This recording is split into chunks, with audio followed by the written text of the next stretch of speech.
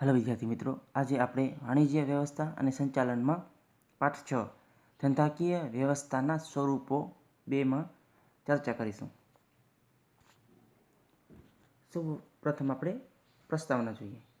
વ્યક્તિક માલિકી, ભાગીદારી અને કંપની ત્રણેય ધંધાકીય વ્યવસ્થાના સ્વરૂપો હોવા છતાં તેમનો પ્રાથમિક હેતુ નફાનો છે। નફો મેળવવા માટે આ ત્રણેય સ્વરૂપો ગ્રાહકોનું અનેક રીતે શોષણ કરી શકે છે। दाखला तरीके हल्की गुणवत्तावाળી वस्तुओं आपे, किंमत वधारे वसूल करे, वस्तुना काळा बजार करे वगैरे। सहकारी मंडળી ધંધાકીય વ્યવસ્થાનું સ્વરૂપ હોવા છતાં તેના વિશિષ્ટ લક્ષણોને કારણે અન્ય ધંધાકીય વ્યવસ્થાના સ્વરૂપો કરતાં જુદું પડે છે। વિના સહકાર નહીં ઉધાર તેવા સૂત્રોનો અમલ કરે છે। प्रत्येक सर्वने माटे अने सर्व प्रत्येक माटे हेतुनी अस्तित्वमां आवे छे। हवे आपणे सौ प्रथम सहकारी मंडळीनो अर्थ अने व्याख्या समझशुं। सौ प्रथम आपणे अर्थ समजीए तो के सहकारी मंडળી ए एवी स्वेच्छायिक धंधाकीय व्यवस्थानुं स्वरूप छे जेमां परस्पर समान हित धरावती व्यक्तिओ स्वेच्छाए जोड़ाय छे। व्यक्तिओ पोतानो निश्चित हेतु पार पाडवा माटे सहकारी मंडळीनी रचना करे छे। सहकारी मंडळीनो उद्देश्य सभ्यो वच्चे परस्पर सहकार साधीने सभ्योना आर्थिक हितનું संवर्धन साधવાનો છે। सहकारी मंडळीनी सरळ शब्दों में व्याख्या આપણે આ પ્રમાણે આપી શકાય। सहकारी मंडળી એ એવી ધંધાકીય વ્યવસ્થાનું સ્વરૂપ છે જેમાં વ્યક્તિઓ પોતાના આર્થિક હિતના સંવર્ધન માટે સમાનતાના ધોરણે સ્વૈચ્છિક રીતે જોડાય છે। એટલે કે સહકારી મંડળી એવી ધંધાનું સ્વરૂપ છે કે જે વ્યક્તિઓ ભેગા થઈને પોતાના આર્થિક હિત એટલે કે નફો કમાવા માટે અથવા તો અન્ય હેતુ માટે સ્વૈચ્છિક રીતે જોડાય છે। હવે આપણે એની સહકારી મંડળીની લાક્ષણિકતાઓ જોઈએ। સૌ પ્રથમ છે સ્વૈચ્છિક મંડળ। સ્વૈચ્છિક રીતે જોડાયેલી વ્યક્તિઓનું મંડળ છે। વ્યક્તિઓનો સમાનતાના ધોરણે મંડળીઓમાં જોડાય છે।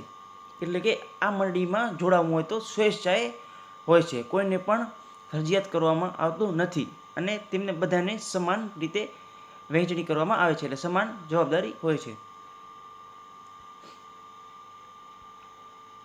બીજું છે સરળ સ્થાપના વિધિ।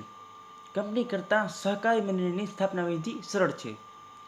ઓછામાં ઓછી 10 વ્યક્તિઓ સંગઠિત થઈ સહકારી મંડળીના કાયદા અન્વયે સહકારી મંડળીના રજિસ્ટ્રેશન સમક્ષ મંડળીનો નોંધણી કરાવી શકે છે। નોંધણી થતાં જ મંડળી કાયદેસરનું અલગ વ્યક્તિત્વ પ્રાપ્ત થાય છે। એટલે કે આ કંપનીની સ્થાપના કરવા કરતાં સહકારી મંડળીની સ્થાપના કરવી ખૂબ સરળ છે, કેમ કે તેમાં ઓછામાં ઓછા 10 વ્યક્તિઓ ભેગા થઈને કરી શકે છે અને ખાલી રજિસ્ટ્રાર સમક્ષ તેને નોંધણી કરાવવી પડે છે।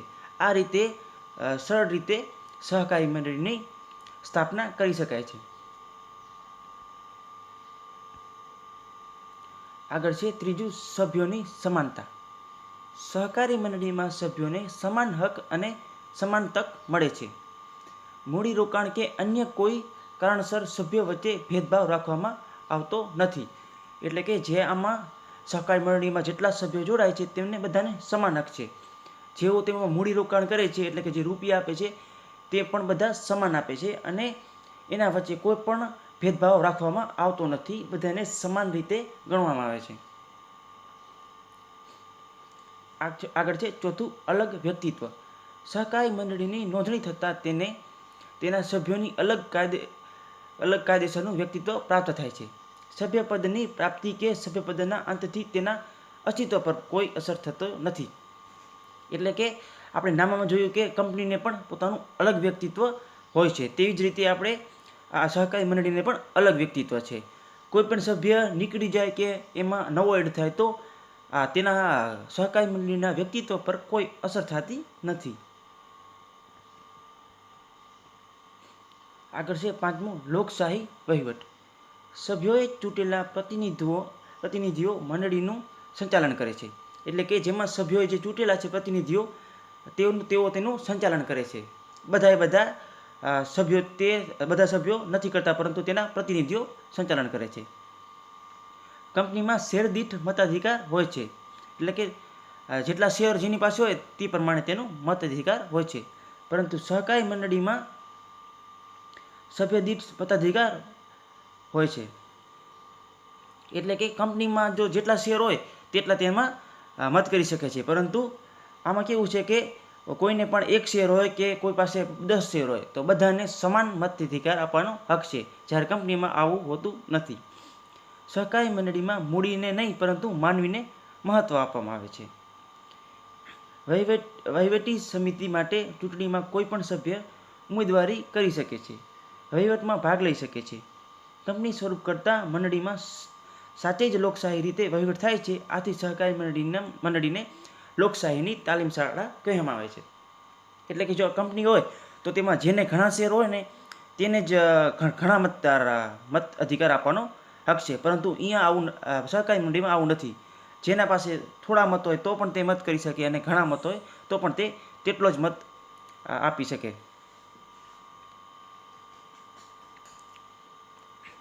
આગળ છે છઠ્ઠું, સેવાનો મુખ્ય હેતુ. સહકારી મંડળીનો મુખ્ય હેતુ સભ્યોની સેવાનો છે. નફાનો હેતુ ગૌણ છે. કંપનીમાં આપણે જોઈએ તો પ્રથમ હેતુ નફાનો હોય છે, અને પછી સહકારી મંડળી પછી સેવાનો હોય, પછી સભ્યોની સેવાનો હોય છે. પરંતુ આમાં આવું નથી. પ્રથમ હેતુ નફાનો નહીં પરંતુ સેવાનો છે. સેવાના હેતુ દ્વારા સભ્યોનો આર્થિક ઉત્કર્ષ કરવામાં આવે છે. સભ્યોની જીવન ધોરણ ઊંચું આવે અને તેઓ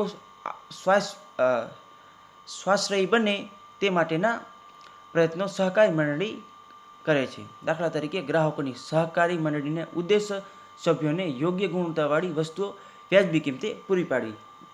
એટલે કે કંપનીના જેમ એવું નથી હોતું કે વધુ નફો કમાવા માટે વસ્તુઓની ગુણવત્તાનો ઘટાડો કરીએ, પણ સહકારી મંડળીમાં આવું થતું નથી, કેમ કે તેનો મુખ્ય હેતુ સેવાનો છે, નફાનો નહીં. આગળ છે સાતમું, નફાની યોગ્ય વહેંચણી. મુખ્ય હેતુ સેવાનો હોવા છતાં આવકનો વધારો થાય તો આવો નફો મંડળીના સભ્યો વચ્ચે કાયદેસરની જોગવાઈને અધીન રહીને ડિવિડન્ડ તરીકે વહેંચવામાં આવે છે.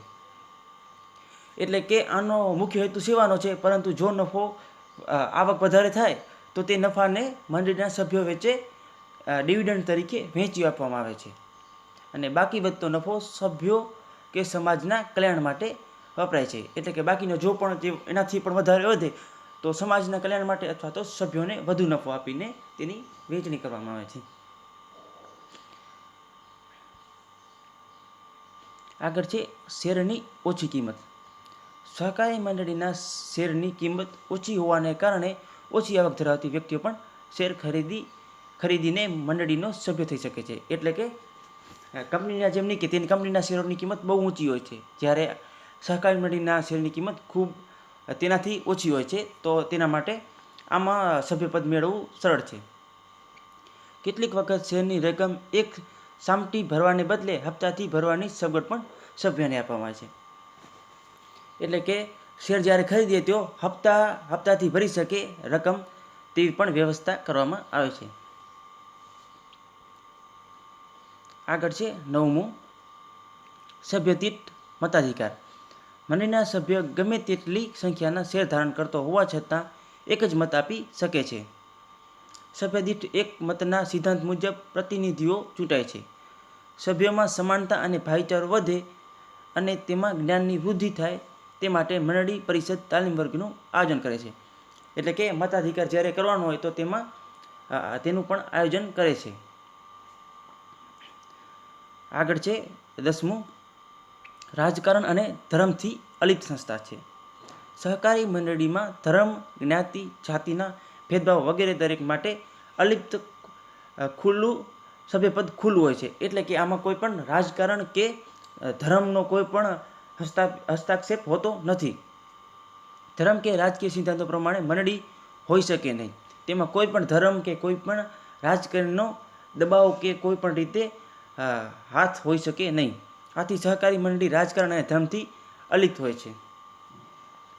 આગળ છે અનિયંત્રિત અનિયંત્રિત સભ્ય સંખ્યા. વધુને વધુ વ્યક્તિઓ મંડળીની સભ્ય બની તેમના આર્થિક હિતોનું સંવર્ધન કરી શકે છે તે ઉદ્દેશથી સભ્ય પર કોઈ નિયંત્રણ નથી. એટલે કે સભ્ય સંખ્યા ગમે એટલી સહકારી મંડળી રાખી શકે છે. તેમાં કોઈ પણ સભ્યોની લિમિટ નથી. એટલે વધુમાં વધુ નથી, ઓછામાં ઓછા 10 હોઈ શકે, પણ વધુમાં વધુ તે ગમે તેટલા રાખી શકે અને ઘણું વધારે વધારે સભ્યપદ મેળવી શકે છે.